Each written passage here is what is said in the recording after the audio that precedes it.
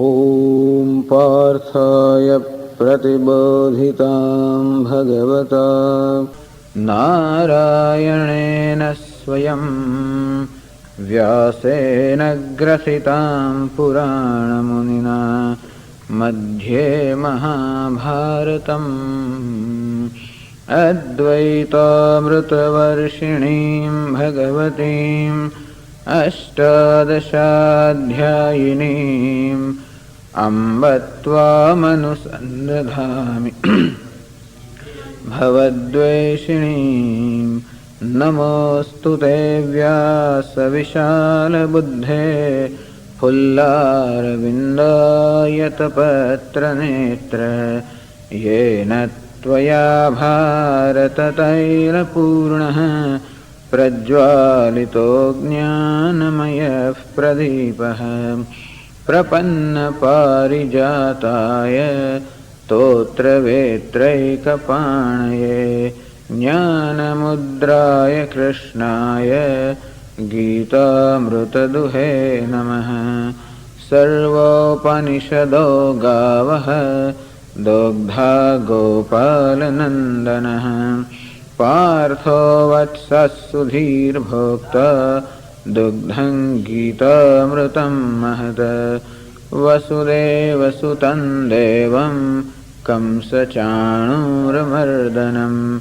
देवकी परमानन्दं कृष्णं वन्दे जगद्गुरुं भीष्मद्रोणतटा जयद्रथजला गान्धारनीलोत्पला शल्यग्राहवती कृपेण वहनी कर्णेन वेलाकुला अश्वत्थामविकर्णघोरमकरा दुर्योधनावर्तिनी सोत्तीर्णा खलु पाण्डवैरणनदी कैवर्तकः केशवः पाराशर्यवचः सरोजममलं गीतार्थगन्धोत्कटं नानाख्यानककेसरं हरिकथा सम्बोधनाबोधितं लोके सज्जनषट्पदैरहरहः पेपीयमानं मुदा भूयाद्भारतपङ्कजं कलिमलः प्रध्वंसिनः श्रेयसे मूकं करोति वाचालं पङ्गुं लङ्घयते गिरिं यत्कृपातमहं वन्दे परमानन्दमाधवम् यं ब्रह्मा वरुणेन्द्ररुद्रमरुतः स्तुन्वन्ति दिव्यैस्तवैः वेदैः साङ्गपदक्रमोपनिषदैः गायन्ति यं सामगाः ध्यानावस्थिततद्गतेन मनसा पश्यन्ति यं योगिनः यस्यान्तन्न विदुःसुरासुरगणाः देवाय तस्मै नमः। Bhagavad Gita, as you know, is a dialogue between Lord Krishna, who is a teacher, and Arjuna, who is a disciple. One of the most famous texts of the world, as a matter of fact, next to the Bible, I think, has been translated in the most world languages, is a very important work. It is considered to be also an authentic source book. The other day we talked about pramana, the valid means of knowledge. And the scriptures are called Shabda Pramanam, means of knowledge in the form of words. Thus Upanishads are considered as Pramanam, the valid means of knowledge revealing the nature of the self, nature of the truth. And Upanishads are part of Vedas. Vedas are revealed texts, and they are considered to be revealed by God Himself through the medium of the sages, through the seers. And therefore, when it is revealed by God, who is omniscient, it is free from any blemish. When something is written by a human being or composed by a human mind, it is going to reflect the limitations of human mind. And of course, regardless of how great the mind of a human being is, it is going to have limitations. Because human being is not omniscient. He doesn't know everything simultaneously. He can know only one thing, and that too also one aspect of a thing. So that being the case, we do not take as authorities any compositions of human mind. And therefore, there is a whole class of texts called Smritis. So the Vedas are called Shruti. Shruti means those texts which are revealed and which are passed on from in tradition by word of mouth from the teacher to the student. Whereas other texts are called Smriti. Smriti are the texts which are composed by also sages and whose central theme is the same as that which is revealed in the Vedas. But still, the Smritis are the texts which are composed by human beings, and therefore they do not enjoy the same degree of reverence or authority or acceptance as the Shruti enjoys. Shruti or the Vedas are accepted by us as without any question, because they are what we call the pramanam, the means of knowledge. Just as we accept without question the data revealed to us by the eyes in terms of colors, or the perception of sound through the ears, just as we accept it without question, and so also we accept without question what is revealed by the Vedas. However, Bhagavad Gita also enjoys the status of what we call pramanam or valid means of knowledge. Why is it so? Because it is also taken as a revealed text. It is spoken by none other than Lord Krishna, who is considered to be incarnation of God, and therefore possessed of all the godly virtues, like omniscience, omnipotent. And therefore, Bhagavad Gita being revealed by him, it is because of the nature of the one from whom the Bhagavad Gita has emerged that Bhagavad Gita also has attained essentially the same status as that of the Upanishads. And so Bhagavad Gita also is considered as what we call Pramana Grantha, or a text which reveals with authority the nature of truth. And therefore we accept as valid all the revelations of Bhagavad Gita. That is why Bhagavad Gita enjoys that reverence and that status particularly from the people in India, who look upon that as with the same reverence as they look upon the Upanishad. And it is very necessary for us to understand this, because when we study something or when we listen to a text,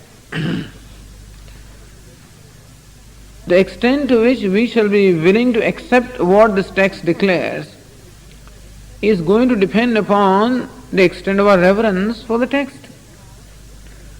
After all, when we are given some instruction by somebody, then what will be our response to that instruction? It will depend upon the reverence in which we regard that person who is giving us instruction.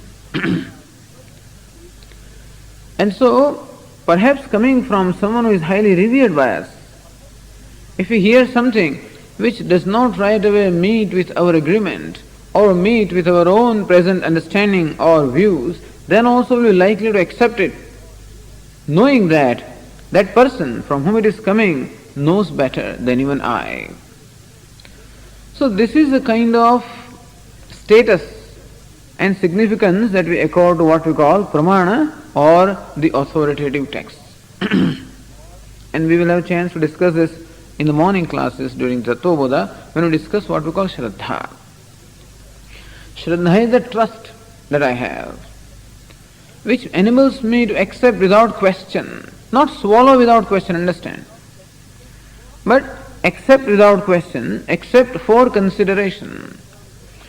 Even the teachers of Vedanta or the Upanishads do not accept that we swallow what they tell us, or that we accept unquestioningly what they tell us. But definitely we give them a benefit of doubt. We look upon those words and statements with a degree of reverence and devotion and give them all the benefit of doubt. and also train our thinking in a manner which is agreeable to or which is disposed to appreciate the meaning of what is told us. It's one thing to listen questioningly with resistance or with revolt or with disbelief. It's another thing to listen with reverence and with an attitude of accepting and giving a benefit of doubt. And therefore, a student of Vedanta, or I would say any student, always gives that benefit of doubt to the scriptures. And they alone are called scriptures, which are held in high reverence, and which we have trust that what they say is true because it comes from that which is impartial, which is competent to know the truth, and therefore we accept them as revealing the truths of life, which are not perceptible to us and which may not be easily comprehended by our own intellect. And therefore, to establish pramanyam or validity of a text becomes very necessary for a student, because that alone will determine how I look upon the statements of this text. Otherwise, I'll reject them. Right at first sight, if I think that it doesn't make sense, I'll reject them. But if I have the Shraddha, if I have that faith with devotion, then I will not reject them. I will definitely give them all the consideration that is possible. And then also not reject them, but perhaps set them aside, maybe for an understanding at a future date when I think that I will be in a position to understand them. And so, pramanyam or the validity of a text must first be determined. Upanishads enjoy that pramanyam, enjoy that validity because Vedas are accepted as pramanam. But how about Bhagavad Gita? Is Bhagavad Gita a pramanam? Is it a valid source of knowledge? Can we give it the same status as we give it to the Upanishad? And if we do, then of course we will look upon the statements of Bhagavad Gita in a certain light, as I said, with a certain reverence, with a certain faith and trust. And so Shankaracharya also addresses this problem first, about the validity of Bhagavad Gita. Who is the one who is the teacher of Bhagavad Gita? Lord Krishna, who is Narayana himself. And here comes what we call the principle, a very important principle of what we call incarnation. Understand, incarnation is different from birth. People often ask us this question, Swamiji, do you believe in reincarnation? The proper question should be, Swamiji, do you believe in rebirth? Because human beings or the limited souls are born, whereas God takes incarnation. Incarnation is the word that is reserved for the appearance of Lord in a given form. And the principle there is, acceptance there is, that when there is incarnation, the incarnation is a response. Incarnation is not similar like an ordinary birth, which is a product of the past actions. And where the one who is born is limited by the very embodiment. On the other hand, an incarnation such as that of Lord Krishna is not the product of any actions or any kind of a desire or a selfish motive, but it is a response to a situation, response to the needs of perhaps a large group of people, or response to a very important requirement at a given point in time, some kind of an urgency. And it is a response by what we call the total mind, a response by the omniscient mind. And therefore, incarnation is an appearance and not a birth. Therefore, it is immaculate or it is not contaminated. It is free from any limitations that are there with a human being who is embodied. Thus, Lord Krishna is looked upon as incarnation of God. And therefore, and he is the author of Bhagavad Gita. And God is omniscient, without any fault, impartial, all-knowing, at the same time without any fault or blemish. And therefore Bhagavad Gita also, being being taught by Lord Krishna also is accepted as a text which doesn't have any fault or doesn't have any limitations of human mind, which enjoys the status of what we call pramanam. Because why do we accept the Vedas as pramanam? Because Vedas are revealed by God. And similarly also, Bhagavad Gita also is revealed by Lord Himself, who has revealed the Vedas. And this is the point that is sought to be made here in the beginning of the introduction of this text. Shankaracharya first wishes to establish what we call pramanyam, or the validity of Bhagavad Gita. By establishing that Bhagavad Gita has been taught by none other than Lord Narayana, or the God, who is the creator, who is the sustainer, who is the ordainer, who is omniscient, omnipotent, possessed of all the bhaga or aishwarya or the glories in their absolute measure. And He has revealed this text, and therefore it has what we call a pramanyam or validity. This is the idea. And therefore, in introduction to this text, Shankaracharya quotes one verse from a Purana, from another text. Says here, Om Narayana Paro Vyaktad Andam Avyakta Sambhavam Andasyantas Tvame Lokaha Saptadvipacha Medini. Says Narayana. So who is Narayana? Narayana means the Lord. He is Avyaktat Paraha. He is the one who is Paraha, who is one who is above, or one who transcends Avyakta, or what we call the Maya. And thus he is the very substratum of the creation. He wields the power of Maya to create, meaning the creation is comparable to the, as we have been saying in Panchadashi, the creation of like a magician, who by his magical power brings about a creation, and without any substance behind it. And so also the whole creation has been brought forth by the creative power inherent in Lord. And from that Maya or the creative power has come the whole universe. In the whole universe we have different worlds. Like this world, the intermediate world, the heavens, that is how the universe was looked upon. Saptadvipacha Medini, and we have this whole Prithvi or the Medini, which is also part of the world, which consists of 7 islands. In the olden days, they used to look upon the earth as consisting of 7 islands surrounded by the sea. So idea is that this whole universe is a creation of Lord Narayana. Who is Narayana, the Lord? He is the creator. And then Shankaracharya now commences his introduction to Bhagavad Gita. Says, Sa Bhagavan Srishtva idam jagat tasya cha sthitim chikeshuhu maricyadin agre srishtva prajapatin pravritti lakshanam dharmam grahayamasa vedoktam. So Bhagavan, that Lord, Srishtva idam jagat, having created the universe, that is the Lord created this universe. Tasya cha sthitim chikeshuhu, and then desirous of maintaining the sthiti or the order in the universe. Naturally, when you created something, you would wish that should be properly maintained. It should properly function.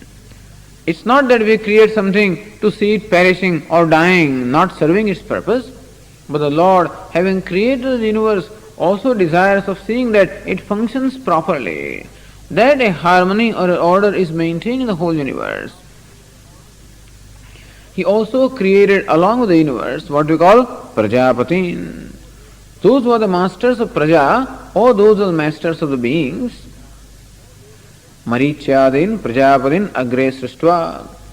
He created these Prajapatis, meaning those who are the masters of the beings, those who are the rulers of the beings, those who are themselves creator and rulers.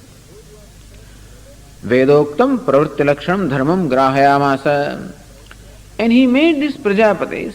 Prajapatis means the masters, the rulers he created, and he made them adopt what we call pravritti lakshana dharma. Dharma or a way of life, dharma or the righteous way of life of involving pravritti or engagement. Thus, we find there are basically 2 modes of life in the universe, in the world. One is called pravritti in Sanskrit, other is called nivritti. Pravritti means activity or engagement, and nivritti meaning renunciation or disengagement. Essentially, this is what we find in the world. Most of the world is engaged in pravritti, is engaged in activity. Because most people in the world desire pleasures and happiness which they think is out there in the world, and therefore most people in the world are out there performing various actions in order to gain different objects so that they can be happy. So most people are what we call extrovert or active people. And while you perform activity, human being what he is, since Lord has gifted him with this power of intellect, with which he can think, with which he can create, with which he can know things, which is a very powerful instrument at his command, and we know what an amount of progress human being has made from the beginning of history, and how by his power of intellect he has been able to even master the nature, master various nature of forces, and has been able to create a very comfortable life. He is a very powerful person, powerful being. By the power of his intellect, in fact, the human being can even control such powerful animals, strong animals as elephants and even lions and tigers, who are much stronger in physical force, physical power. But then the power of intellect ultimately is the supreme power. And whenever there is a power, whenever there is a privilege given, there must always be accompanied with the privilege what we call a responsibility. This is a privilege given to the human being, what we call the intellect, the power of thinking, learning, creating. This is the power discriminating. This is the power of the privilege given to the human being, which makes human being the most exalted creation and the most powerful being. But whenever this privilege is given, whenever power is given, it is necessary that the responsibilities must accompany that privilege. Just as when we are given a motor car and I am sitting behind a steering wheel driving the motor car, it's a privilege that I enjoy. I enjoy a lot of freedom to drive my car in whichever direction I want to drive, at whatever speed I want to drive. I have that privilege. I have that freedom of choice. But when that freedom and privilege and power are given to me, it is necessary that they must be accompanied by a sense of responsibility, because power or privilege can always be abused. So since it is possible that human being may abuse the power, he may abuse the privilege that is granted to him. Therefore, it is necessary that there must be a certain order. Just as there are what we call the road regulations of driving. There are traffic regulations. And there are rules and regulations which govern the drivers. That you can drive all right, but not beyond a certain speed. You can drive all right, but only on this lane on the right and not on the left. You can drive all right, but you must stop when there is red light. You can drive all right, but you must give a right of way when a traffic comes from a certain direction, and whatever it is. If these rules and regulations were not there to keep in check the freedom and the privilege that we have, then it's quite possible that human beings abuse that freedom and bring about a lot of destruction, a lot of damage to themselves and to others. Imagine what would happen on the highways if there were no traffic regulations at all, if there were no traffic police, if there is no traffic patrol. Imagine how nice would it be.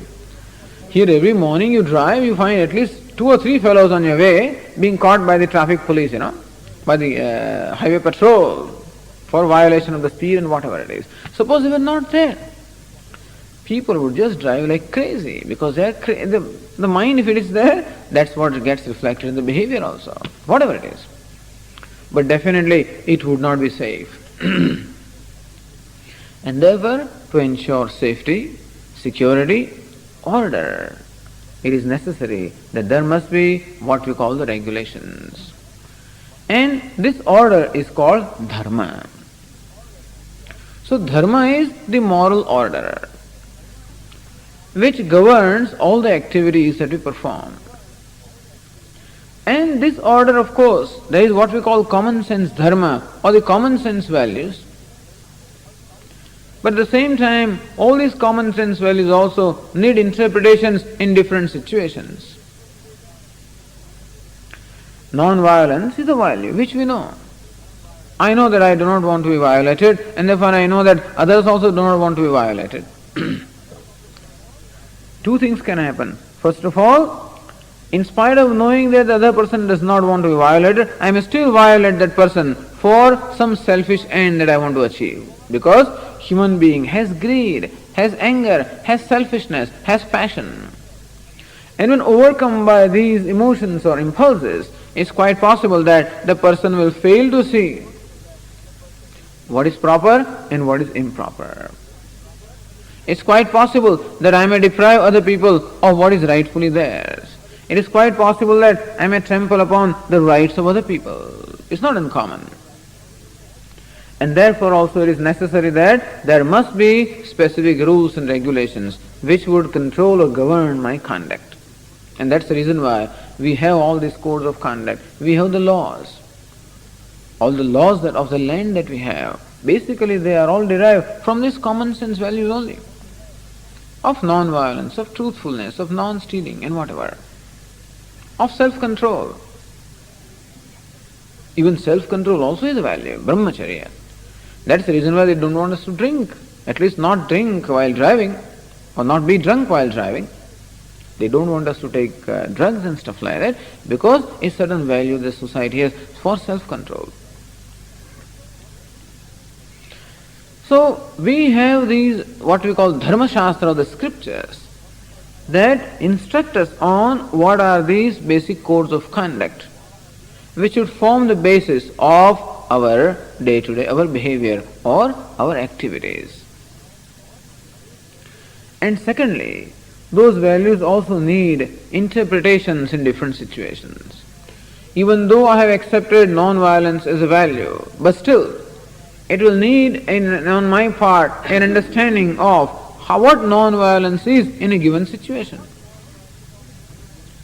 And so what can we call non-violence in one situation may not be called non-violence in another situation. And therefore, these values all being relative, meaning they have a bearing upon the time, place and conditions. Therefore, an interpretation of the values also is necessary.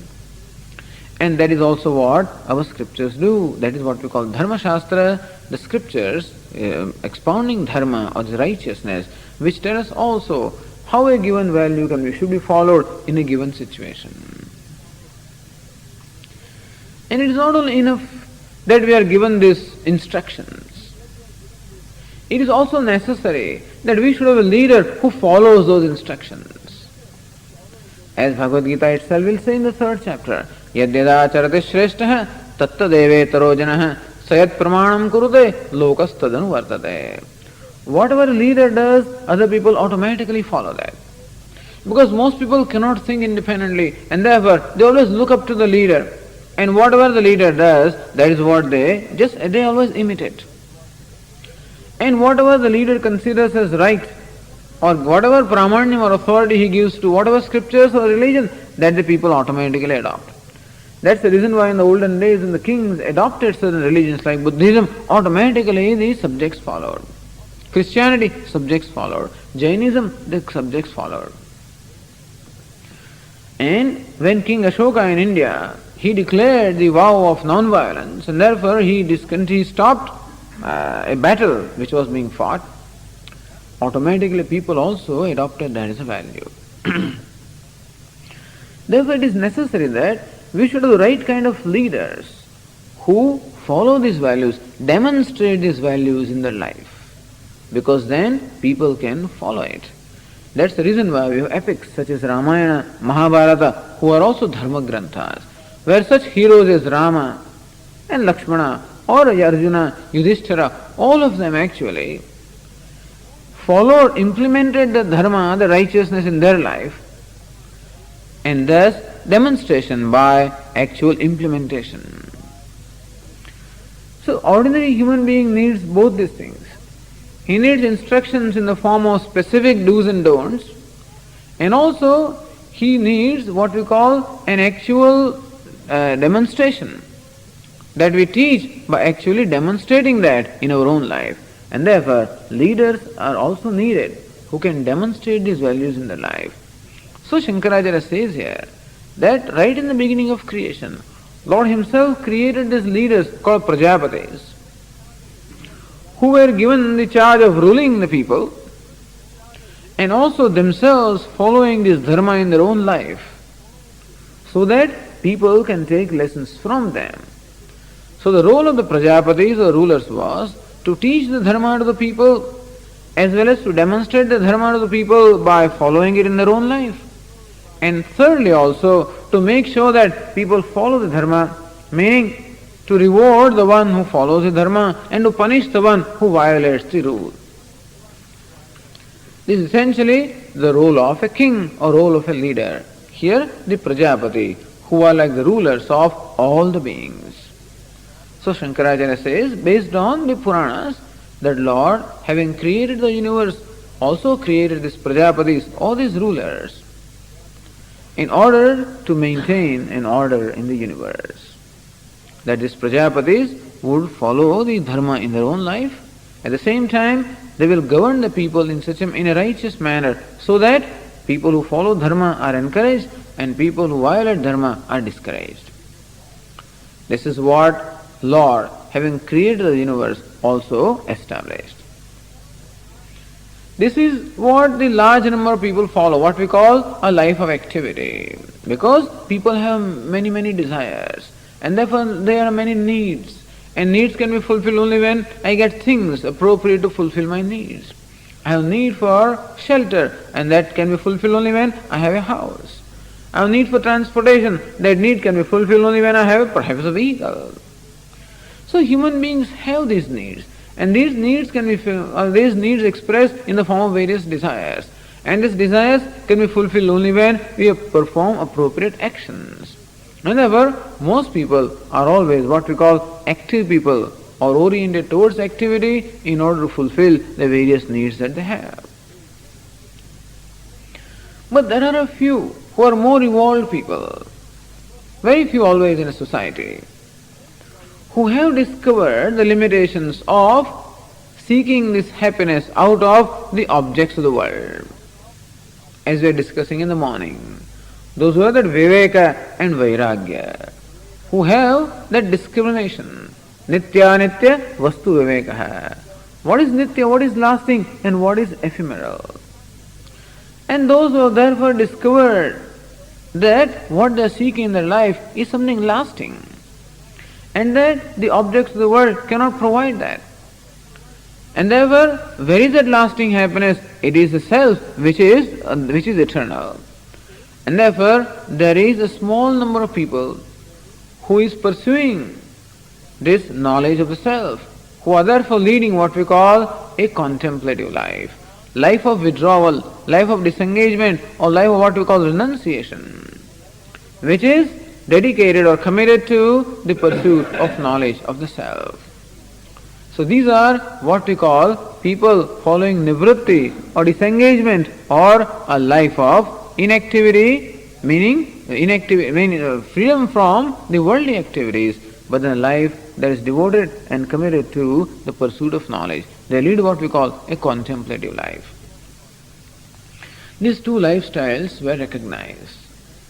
And it is necessary that even for this second group of people who are following what we call nivritti dharma, or dharma of nivritti or disengagement or renunciation or contemplation, should also have leaders whom they can imitate or who can then look up to and from whom they can learn. And therefore, tatah anyancha sanaka sanandanadin utpadya nivritti lakshanam dharmam jnana vairagya lakshanam grahayamasa. Says Shankaracharya here that having created these Prajapatis who were assigned the duty to look after the path of activity, then the Lord created these other people. They were not Prajapati, but they are sages. Sanaka Sanandanadin Utpadya. So these are the sages who were created. And this Sanaka, Sanandana are those four sages that you find seated there in, under Dakshinamurti. Traditionally you find Dakshinamurti being surrounded by at least four sages. And these were the sages who were the first creation, who were the mind-born sons of Creator Lord Brahma, who exhibited this spirit of dispassion, renunciation and this craving for knowledge as even they were born. And therefore they did not join their father. Their father was committed to activity, the Prajapati, Brahma. But these children who were born had the dispassion and a love for, and a craving for the knowledge even as they were born. And therefore they did not join their father in the task of creation. Instead, they walked away in search of knowledge and performed a great penance. And Lord Shiva, in the form of Dakshinamurti, appeared before them and imparted them the knowledge. Thus, Lord is accepted as the first teacher. And this Sanaka, Sanandana, Sanatana, Sanatkumara, these four, typically, and many others like them, were the recipients of this knowledge from Lord. And what was their assignment? They were assigned to look after this path of nivritti or the path of renunciation. Both by being committed to that lifestyle themselves as well as by way of teaching it to others. So thus we have what we call the acharyas or the people, the teachers, who themselves lead a life of renunciation and who teach this, who impart this knowledge to the other seekers who are interested in that. And thus we have now this order very well established. Jnana Vairagya Lakshanam. And what are the primary characteristics of those leading a life of renunciation? Jnana and Vairagya. Jnana means enlightenment, Vairagya means dispassion.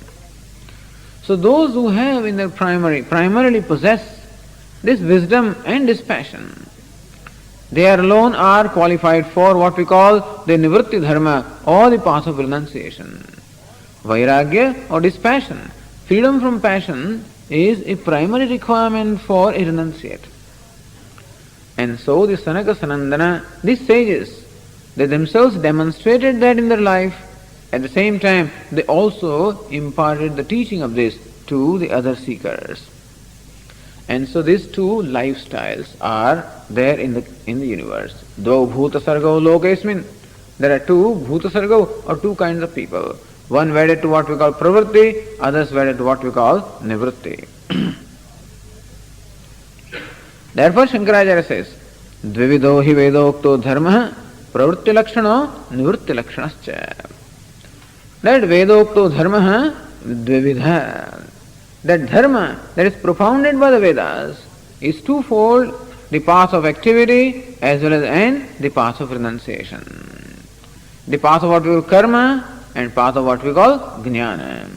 Karma, the action or the activity. Jnana, the knowledge which requires necessarily an atmosphere. As we were told this morning that I would like to have a certain atmosphere in the office.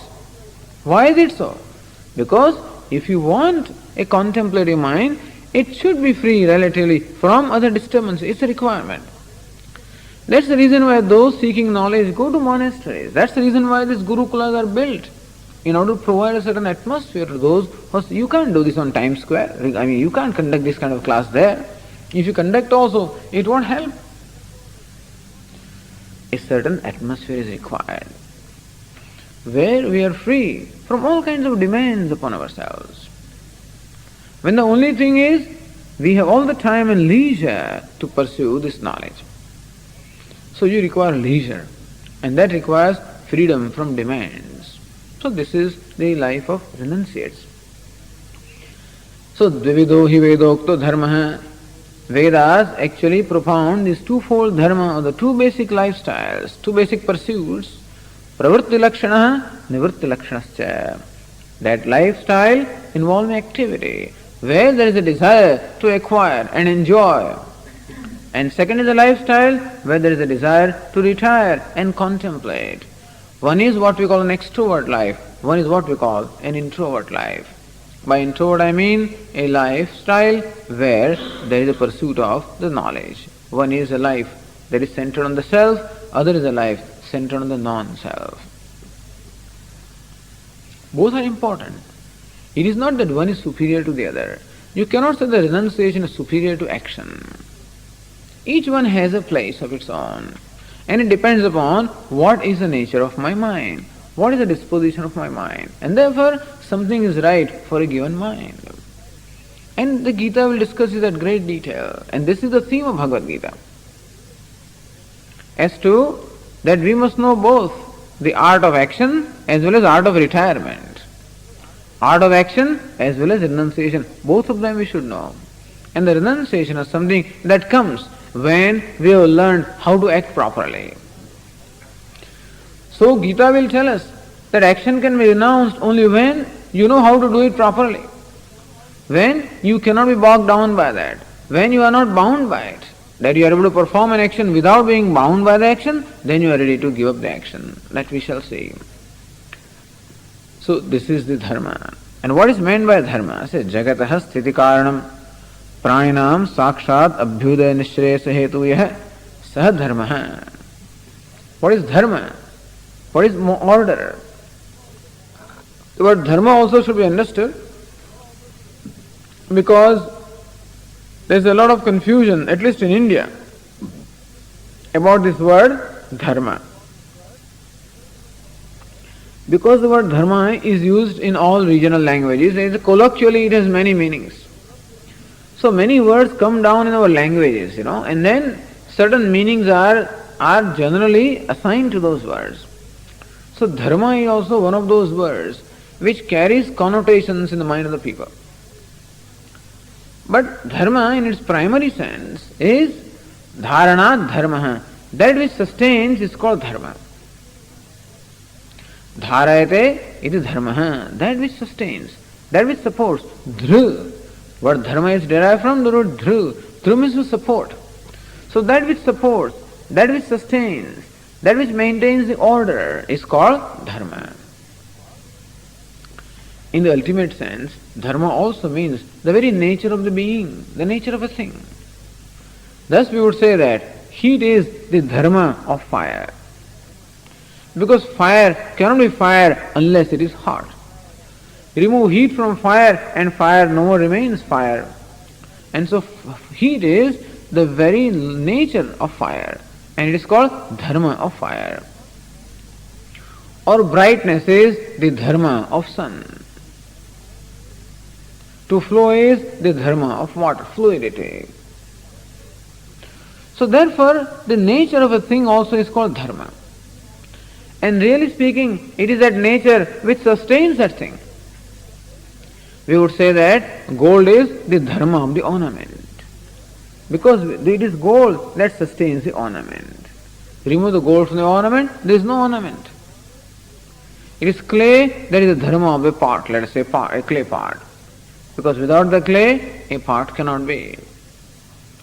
And so in the ultimate sense, dharma also means the true nature of a thing. Thus this word dharma has also basically two meanings. Dharma as a means and dharma as an end. Human being also has a dharma. Dharma as a means and dharma as an end. What is the ultimate dharma of a human being? Is to own up one's true nature. What is the dharma of fire? To be hot. What is the dharma of sun? To be bright. And so also, what is the dharma of human being? To own up the true nature of the human being. And what is the true nature?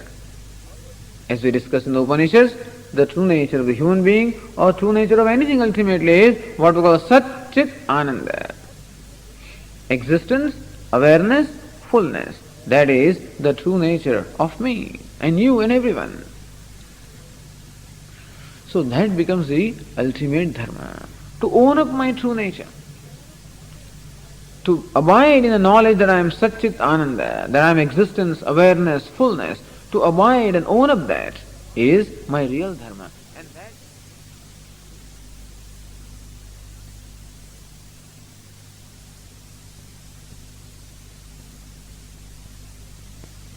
goal or the purpose of life. And that which leads us to this goal also is called dharma. The means also is called dharma. Sometimes the means are given the same name as the end. In India, the trains are named like this, or they say here also, this is Long Island Express, they call it. Why do you call him Long Island? Because it takes you to Long Island. The train is not Long Island. But then the train which takes you to Long Island also is called Long Island Express. Or Long Island Railroad. Okay. Railroad is of course a system.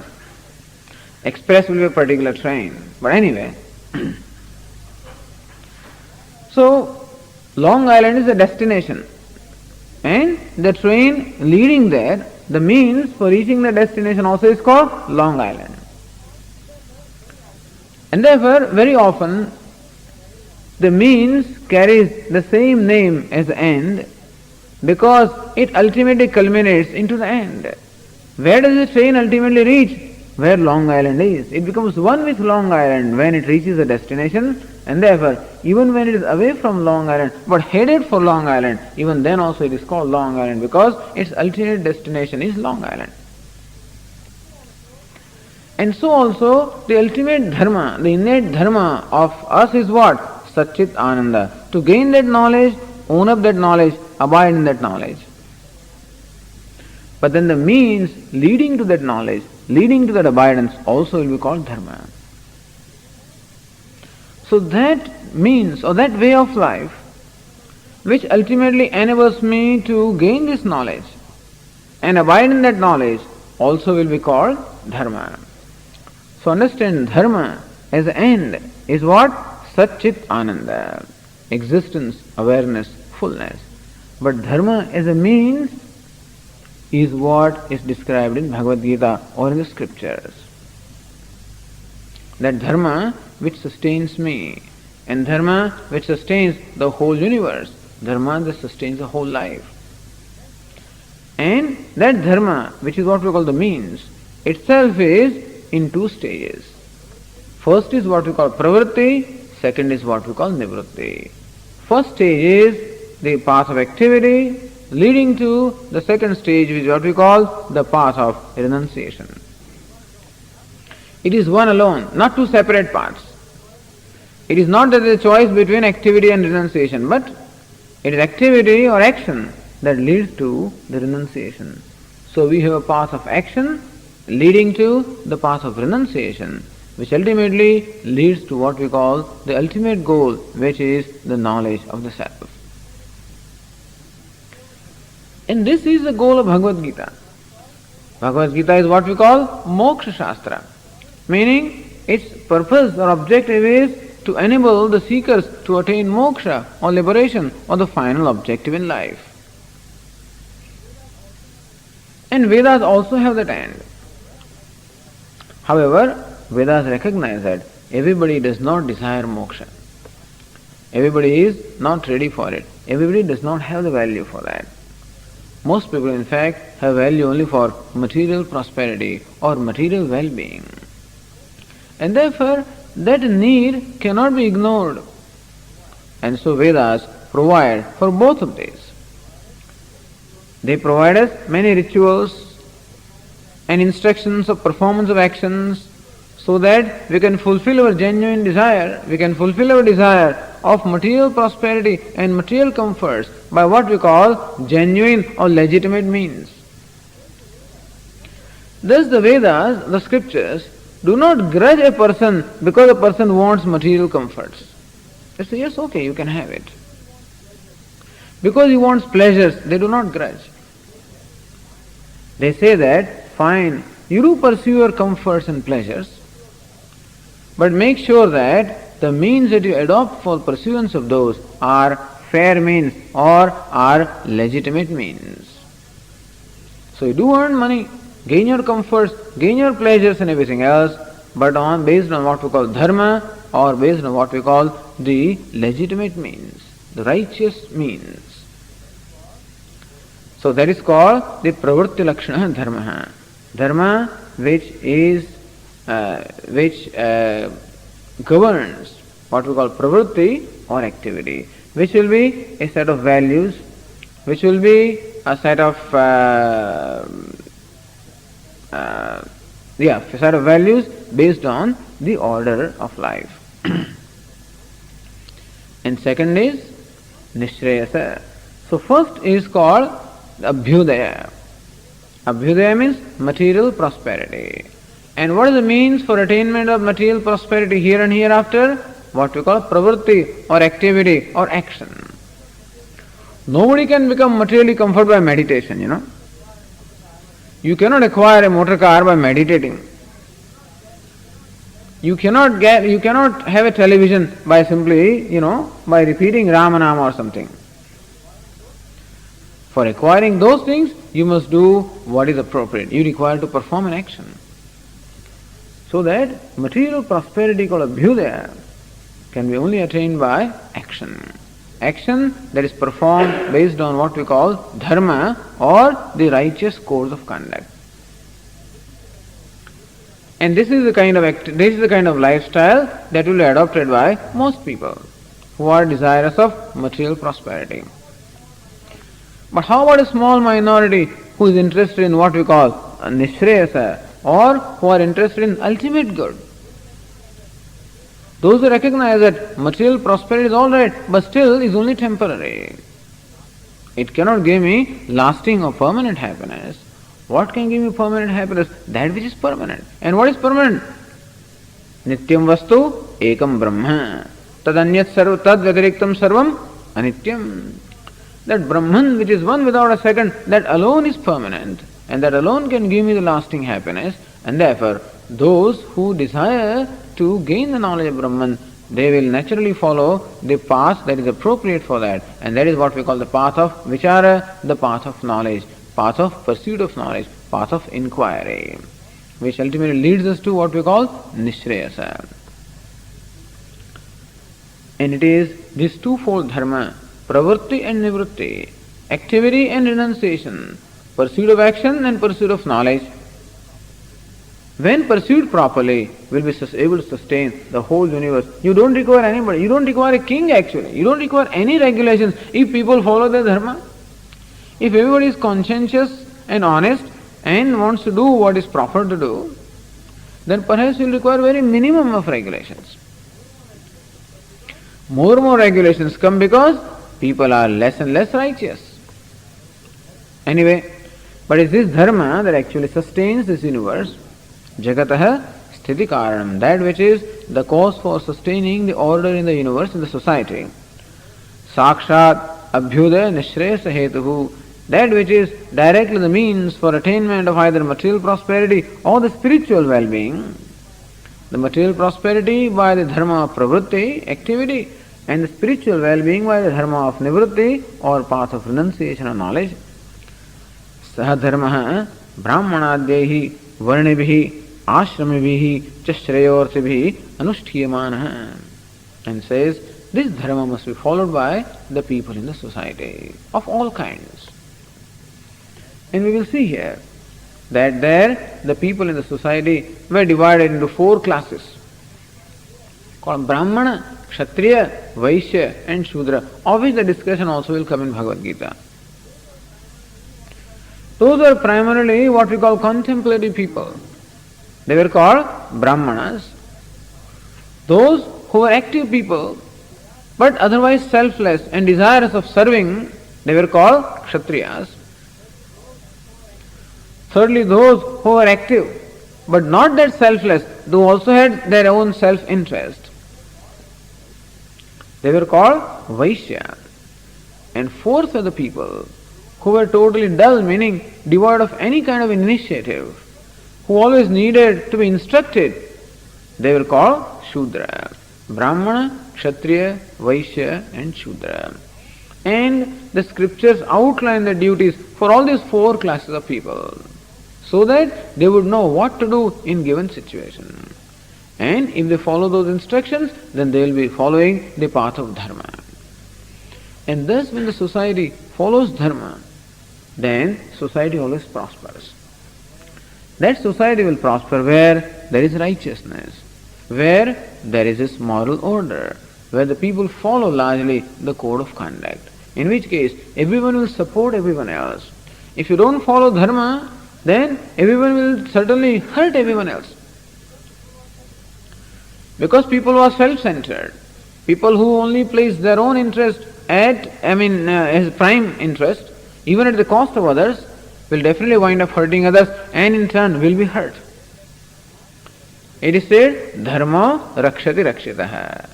The dharma that is protected will in turn protect the society.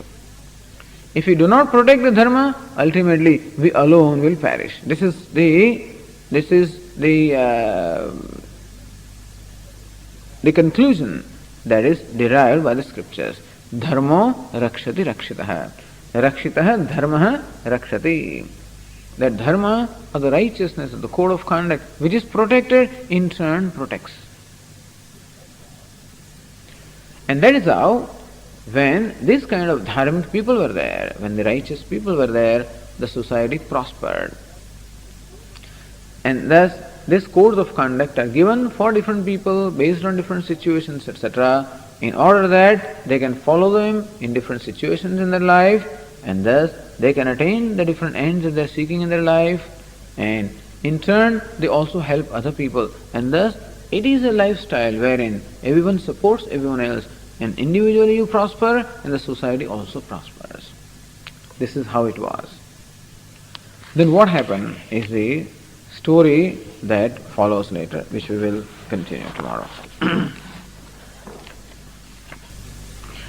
Om Purnamadah Purnamidam Purnat Purnamudachyate Purnasya Purnamadaya Purnamevavashishyate. Om Shanti Shanti Shanti. Shankaram Shankaracharyam Keshavam Badarayanam Sutrabhashya Krutau Vande Bhagavantau Punah Punah. Ishvaro Gururatmeti Murti Bheda Vibhagine Vyomavad Dehaya Dakshinamurtaye Namaha. Om Shanti Shanti Shanti. Hari Om Shri Gurubhyo Namaha. Hari Om.